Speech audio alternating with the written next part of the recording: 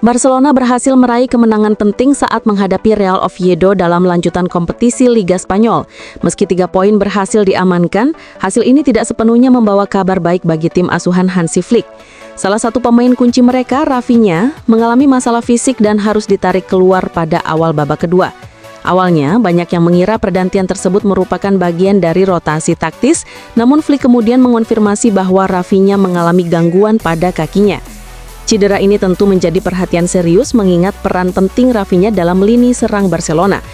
Tim medis klub saat ini tengah memantau kondisinya secara intensif dan manajemen diperkirakan akan segera mengumumkan hasil pemeriksaan lebih lanjut.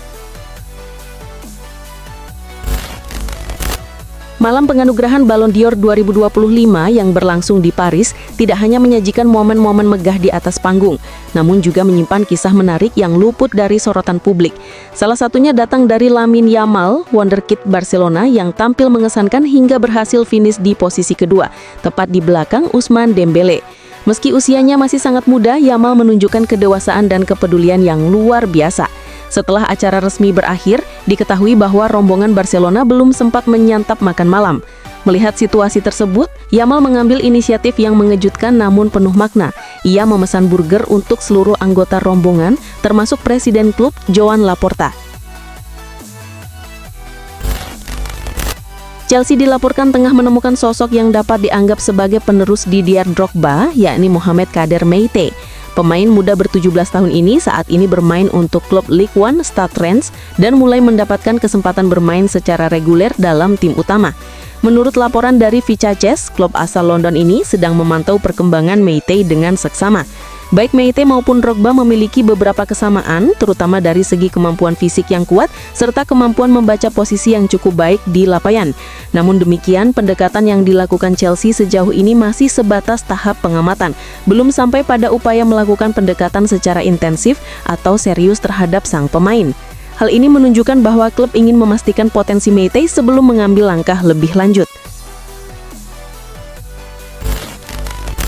Pada bursa transfer musim panas lalu, Mike Maignan sempat dikaitkan erat dengan kepindahan dari AC Milan. Chelsea menjadi klub yang paling tertarik merekrutnya dan bahkan menyodorkan tawaran gaji yang menggiurkan berkisar antara 10 hingga 15 juta euro per musim. Negosiasi sempat berjalan namun pada akhirnya tidak tercapai kesepakatan karena kedua klub tidak sepakat soal nilai transfer. Menanggapi situasi tersebut, Milan memilih untuk melakukan pembicaraan langsung dengan Maignan dan berhasil mencapai kesepakatan jangka pendek agar ia tetap bertahan di klub. Meski saat ini Maignan masih menjadi bagian penting dari skuad Milan, rumor mengenai masa depannya belum sepenuhnya hilang dan spekulasi soal kemungkinan kepergiannya masih terus mencuat di berbagai media. Rasmus Højlund dipinjamkan Manchester United ke Napoli pada musim panas 2025 karena minimnya peluang di skuad utama. Napoli membayar 6 juta euro untuk peminjaman dengan opsi beli permanen senilai 44 juta euro. Kepindahan ini sekaligus menjadi kesempatan kedua Højlund bermain di Serie A setelah Atalanta. Ia langsung mencetak gol dalam debutnya di pekan ketiga melawan Fiorentina, memanfaatkan absennya Romelu Lukaku akibat cedera. Performa cepat Højlund di Napoli kontras dengan masa adaptasinya di Manchester United, di mana ia butuh 15 laga untuk mencetak gol pertamanya. Mantan pemain Denmark Martin Jorgensen menilai United tidak memainkan sistem yang mendukung Højlund, sehingga sulit baginya berkembang di sana. Dengan Robert Lewandowski yang kini berusia 37 tahun dan kontraknya berakhir pada Juni 2026, Barcelona mulai mencari solusi jangka panjang untuk lini depan. Manajemen menyadari pentingnya regenerasi, apalagi kondisi keuangan klub membatasi mereka untuk bersaing merekrut pemain berlabel bintang. Pelatih Hansi Flick kemudian mengusulkan nama Serhou Guirassy sebagai alternatif yang realistis. Penyerang asal Guinea itu dinilai masih berada di puncak performa meski telah berusia 29 tahun. Meskipun Presiden Joan Laporta lebih menyukai pemain berprofil global, keterbatasan anggaran membuat Guirassy dipandang sebagai pilihan yang kompetitif dan ekonomis bagi tim. Joe Bellingham belum sepenuhnya mendapatkan kepercayaan dari pelatih Borussia Dortmund Niko Kovac di awal musim Bundesliga ini. Dalam 2 pertandingan terakhir, gelandang muda berusia 20 tahun tersebut hanya dimainkan dari bangku cadangan. Sementara Kovac lebih memilih duet Marcel Sabitzer dan Felix Mecha untuk mengisi lini tengah. Meski sempat tampil sebagai starter di 2 laga pembuka, Job kini harus berjuang keras untuk bersaing memperebutkan 1 dari 11 tempat utama di tim. Kovac menekankan bahwa di klub besar seperti Dortmund, persaingan sangat ketat dan setiap pemain harus siap menghadapi hal itu, bukan hanya karena gaji besar. Selain itu, Kovac juga mengingatkan agar tidak memberikan tekanan berlebihan kepada Job, terutama karena statusnya sebagai adik Jude Bellingham yang lebih dulu populer di klub. Tottenham Hotspur dikabarkan berminat memulangkan Harry Kane dari Bayern Munchen, meskipun striker asal Inggris itu masih memiliki kontrak hingga 2027. Kane memiliki klausul yang memungkinkan pindah pada akhir musim 2025-2026 dengan biaya transfer yang cukup terjangkau. Selain itu, Tottenham juga disebut memiliki opsi prioritas untuk mendatangkan Kane, yang artinya klub Jerman harus memberitahu mereka dan memberikan kesempatan untuk menyamai tawaran dari klub lain. Meski usianya sudah 32 tahun, Kane masih tampil konsisten dan menjadi pencetak gol terbanyak di Bundesliga sejak kedatangannya pada musim 2023-2024. Rumor kepulangannya ke Liga Inggris disambut positif oleh pelatih Tottenham, Thomas Frank, yang mengatakan bahwa dirinya akan sangat senang jika Kane kembali memperkuat Spurs. Liverpool tengah dilanda masalah di sektor pertahanan usai bek muda mereka Giovanni Leoni mengalami cedera lutut yang cukup serius. Cedera tersebut membuat Leoni dipastikan absen selama beberapa bulan ke depan, sehingga membuat lini belakang Liverpool semakin rapuh karena keterbatasan stok bek tengah. Situasi ini memaksa klub untuk segera mencari pendekat yang sepadan. Menurut laporan dari Bild, Liverpool telah mengincar Dayot Upamecano, bek tangguh milik Bayern Munich, sebagai opsi utama untuk mengisi posisi yang ditinggalkan Leoni. Upamecano dianggap sebagai kandidat ideal karena tampil konsisten di Bundesliga dan telah menjadi pilar utama pertahanan Bayern dalam beberapa musim terakhir. Selain itu, dengan usianya yang masih 26 tahun, ia berada di masa keemasan seorang pesepak bola, sehingga diyakini bisa langsung memberikan dampak positif bagi skuad The Reds. Marcus Rashford saat ini bermain di Barcelona sebagai pemain pinjaman dari Manchester United selama 1 musim, dan sejauh ini penampilannya cukup memuaskan. Barcelona berencana mempermanenkan statusnya pada akhir musim.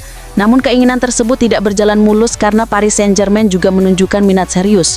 Pelatih PSG, Luis Enrique, sangat tertarik pada Rashford karena fleksibilitasnya yang bisa bermain di kedua sisi sayap maupun sebagai penyerang tengah, gaya bermain yang cocok dengan kebutuhan taktis timnya. Masalah muncul karena Barcelona mulai ragu untuk menebus klausul pembelian senilai 40 juta euro yang sudah disepakati dengan MU. Di sisi lain, PSG siap membayar penuh harga tersebut tanpa negosiasi. Situasi ini membuat PSG memiliki peluang besar untuk mengamankan jasa Rashford pada musim depan.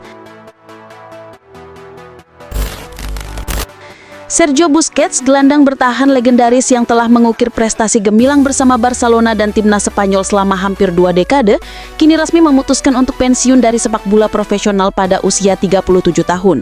Saat ini ia bermain untuk klub MLS Inter Miami di Amerika Serikat. Melalui pengumuman di akun media sosialnya, Busquets menegaskan bahwa musim ini adalah musim terakhirnya sebagai pemain aktif. Ia juga menyampaikan rasa terima kasih yang mendalam kepada semua pihak, mulai dari rekan setim, pelatih, hingga para penggemar yang telah mendukung dan menemani perjalanan karirnya selama bertahun-tahun. Busquets menilai semua pengalaman dan dukungan tersebut sebagai bagian yang sangat berharga dan akan selalu dikenang dalam kisah hidupnya. Real Madrid melalui saluran resmi klub RMTV secara terbuka mengkritik Komite Wasit dan La Liga atas perlakuan yang dianggap tidak adil dan inkonsistensi dalam pengambilan keputusan wasit.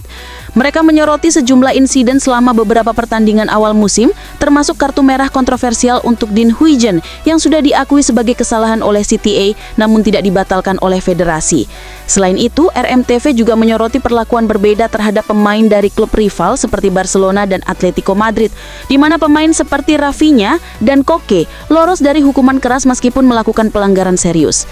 Real Madrid menilai situasi ini sebagai bukti ketidakadilan yang memperburuk hubungan klub dengan wasit dan La Liga, serta menegaskan bahwa mereka tidak akan tinggal diam menghadapi perlakuan tersebut.